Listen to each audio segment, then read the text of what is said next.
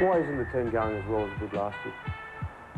Mate, I can't really put a name on it, but I think maybe because of last year was probably such a big kick in the guts for most of the boys, and I think, you know, as a player and everyone else who's played the game, you only play the game to play semi-final football, you know, and to get kicked out of the comp, probably, you know, in them sort of circumstances, and then have to start again. And you know, if you know how hard we train probably the hardest out of most teams, and get flogged all through the pre-season, and you know, it was just like a season. It was just like a waste of time, really.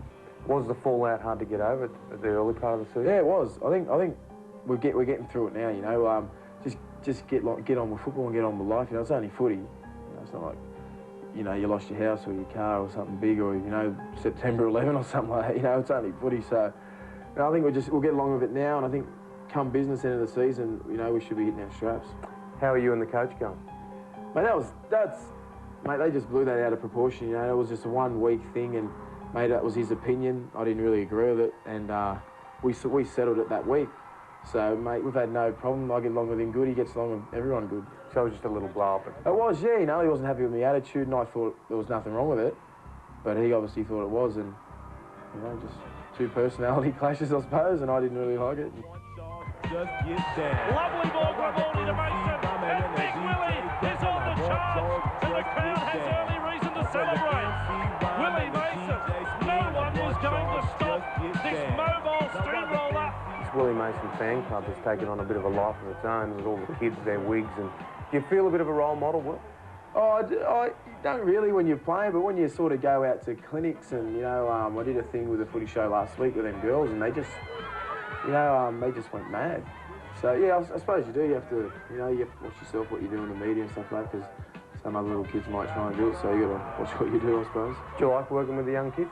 I do, mate. I'm from a big family. I've got a family of 8. I've got 5 sisters and 2 brothers, and the youngest is only 7. So I'm third oldest, and they're all younger than me. So I was sort of like a dad when I was, and my old man passed away when I was 17. So I was sort of like a dad when I was 18 or 19. So was that the toughest thing you've been through? Yeah, probably.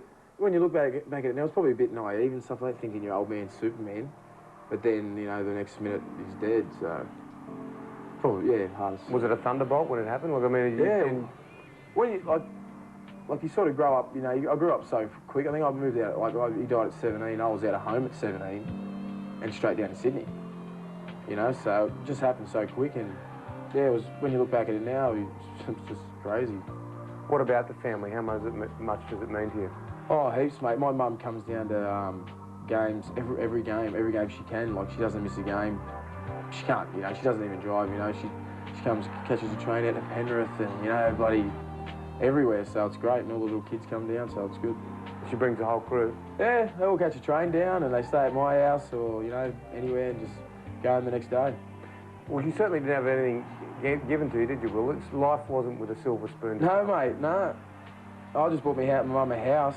I just settled on the weekend, so hopefully they can move in a couple of weeks. That must make her happy. It is, mate. You know, we weren't really born with much. You know, didn't really have a house to own or anything like that. So I always promised myself if I did make a career out of footy that I would buy me my house. So no doubt she's the most influential person on your life.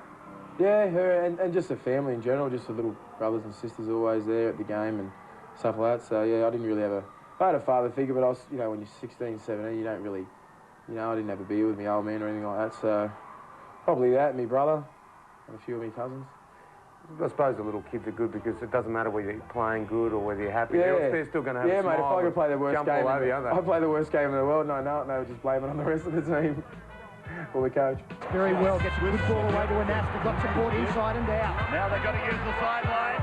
Anasta puts the kick into the shot. Mason, he just ambled onto the park, and Big Willie has scored a try. What would you be doing if you weren't playing footy? I really wouldn't have a clue. I wasn't a bloody brain surgeon at school. Mate, I don't think I would have went anywhere. Probably just labouring or something, or doing scaffolding with my brother. Nothing much.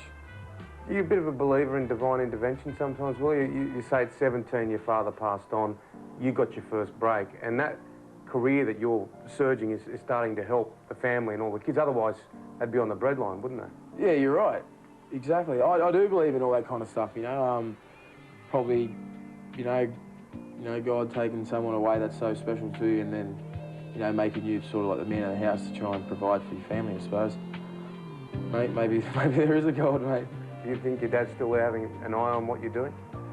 I like to think so. You know, I always think of him every day, so, yeah, I do. Willie Mason's really blossomed this season, and for a big man, doesn't he move well? Finally, what about a bloke who goes into a pub, bumps his mate? What do you think of that Willie Mason bloke? What would you like him to say? What would you like his mate to say? I don't know, mate. I don't know. Just a knock-around bloke. Could play a bit of footy when he wanted to. Through to Willie Mason. He gets rid of the number 7. And he's still going, Willie. Now they try and put a one-on-one steal on him. That is like wrestling with Hercules.